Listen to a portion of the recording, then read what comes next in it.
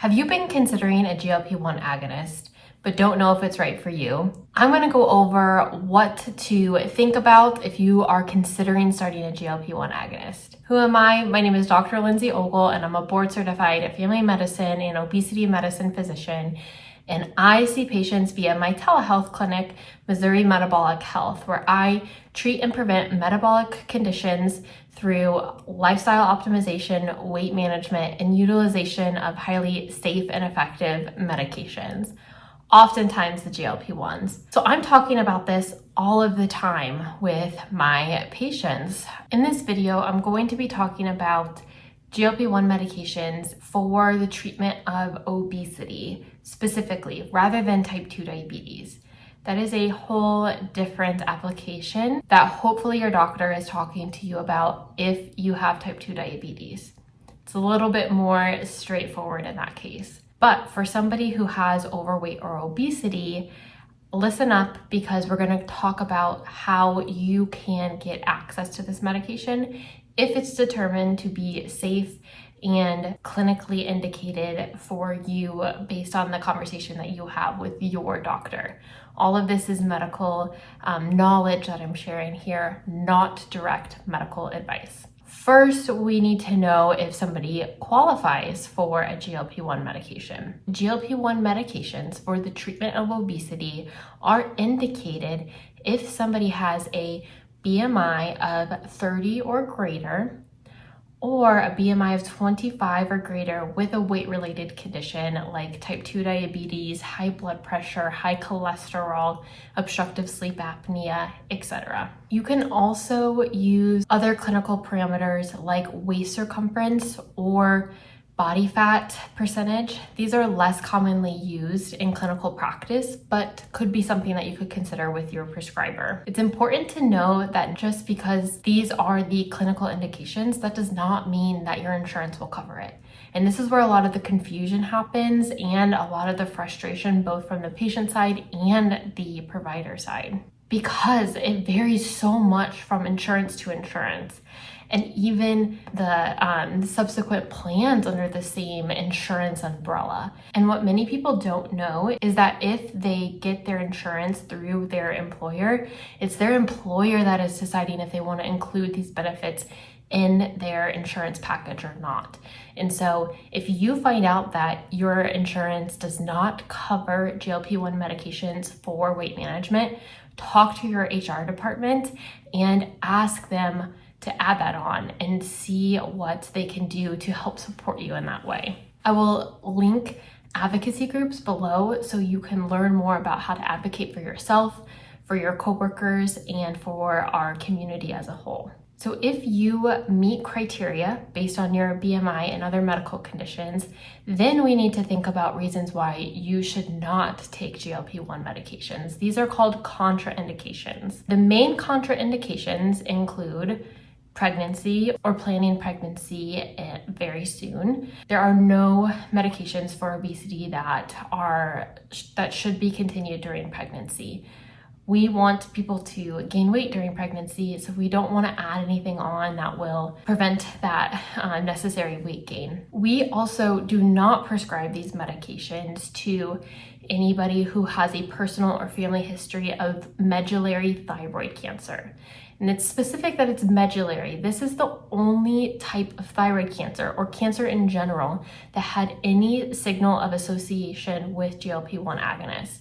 And this was really only seen in rat studies. This was not seen in human studies, or because of the publicity of the increased risk of thyroid cancer, there were some prescribers, and still are, that require screenings or surveillance thyroid ultrasounds on their patients who are on a GLP-1 agonist. And whenever we are screening for something, we are going to find cases of it. So if you're screening those people who are on GLP-1 agonists and you're not screening people who are not on GLP-1 agonists, it is going to look like there are more thyroid cancers in people on GLP-1 agonists, when really it's just because you're looking for it more. But in the randomized controlled studies, when they were testing people who were on the GLP-1 medications and those who were not, treating them equally, there were no increased risk of thyroid cancer. But to be safe, because of those rat studies that were done before, any family or personal history of medullary thyroid cancer, we avoid use because of that possible increased risk. There's also a lot of talk about the gallbladder disease. And this is really seen with any significant weight loss. So this is not because of the mechanism of GLP-1. This is because of how effective it is, and people are losing significant amounts of weight, and that can trigger gallstone development and can lead to gallstones that sometimes can cause complications.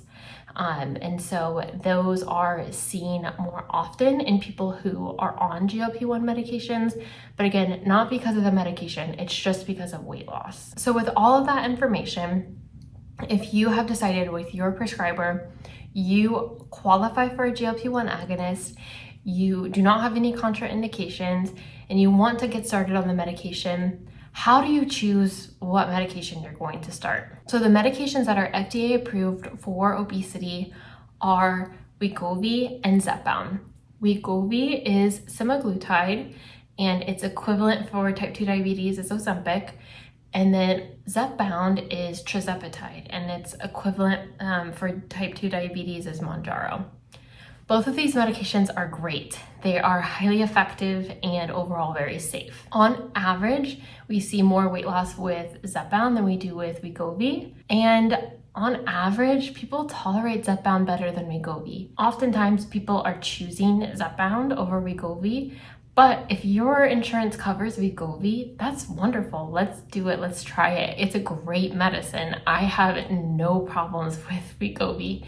And actually, there are studies that show, and some insurance covers Wegovy for this indication, is reducing cardiovascular risk in people who have high risk of cardiovascular disease. So this could be another way to get your medication covered by insurance. When you decide which one you're going to get, typically what I do with my patients is I will see if their insurance covers it, because oftentimes people don't know. And that's okay. The best way to find out is send the prescription to the pharmacy. I'll send the prescription to the local pharmacy, and then the pharmacist will run it through insurance. If it's covered, great. You can pick it up right that day. If it's not covered, then often there's a request for a prior authorization that gets sent to me or whoever your prescriber is. They can complete the prior authorization, which is sometimes called a PA, and that is basically telling your insurance why we want to prescribe this medication, why it would be beneficial for you. And oftentimes, that's all we need to do to get the medication covered. They'll cover it once they have that additional information. Sometimes it'll still get denied. If the PA is denied, then your provider can go one step further and apply for an appeal, giving them even more information about why this is a great medicine for you. And then we'll see what their response is at that time. If they cover it, wonderful, you can get your medication at the pharmacy and pay your copay. If insurance does not cover it, the next best thing right now is either Lilly Direct or NovoCare. And I'll include the links in the description here. These are direct-to-consumer ways of getting brand name medication. So these are the manufacturers who are producing their medication, and instead of selling it to the pharmacy and then the pharmacy is selling it to you, the manufacturer is selling it to you directly. This goes outside of insurance, so you cannot use your insurance to purchase these medications. It's delivered to your home, so it's convenient, but the cost is higher than what it would be if your insurance covered it and you were only paying a copay. The cheapest version right now is $349 for the starting dose of Zepbound, and that price goes up to $499 for the next 3 doses. For Wegovy, it's $499 per month. So for many people, this may unfortunately still be cost prohibitive. And if that's the case, then I would talk to your doctor about other less expensive options. I have a whole video that I will include about some of the older options that are less expensive that may work for you. Another thing is to consider bariatric and metabolic surgery as potentially a more cost-effective option. And these are great, and I'll do a video in the future talking about these specifically. And then last, you can get your medication through a Canadian-based pharmacy. There are several of them, and how this would work would be your prescriber would fax the prescription to the Canadian-based pharmacy. They would reach out to you to collect the payment, and then they'll ship the medication directly to you. Very similar to LillyDirect and NovoCare, except that it's a Canadian-based pharmacy. The benefit of using a Canadian-based pharmacy is that you will get the name brand medications, and oftentimes it'll still come in an auto-injector pen. I did not mention earlier that the LillyDirect and NovoCare, the medications will come in a vial, and you'll pull up the medication and give yourself the injection. You'll have all the instructions, all the supplies. It's fairly straightforward, but some people aren't comfortable with that. And if that's the case, then using the Canadian-based pharmacies is a great option. I hope you found this stepwise approach helpful. I am working on putting together a GLP-1 toolkit that will talk about indications, contraindications, side effects, cost, how to attain the GLP-1s, nutrition and exercise, and behavior modification while on GLP-1s. I'm hoping to put all of that together in a nice document so you can have that as reference while you are on your GLP-1 journey. If you have any specific questions, please let me know of things you would like me to address or include in that toolkit. And definitely subscribe so you'll know when that is available. I can't wait to share it with you. I hope you have a happy, safe, and healthy week, and I'll see you next week.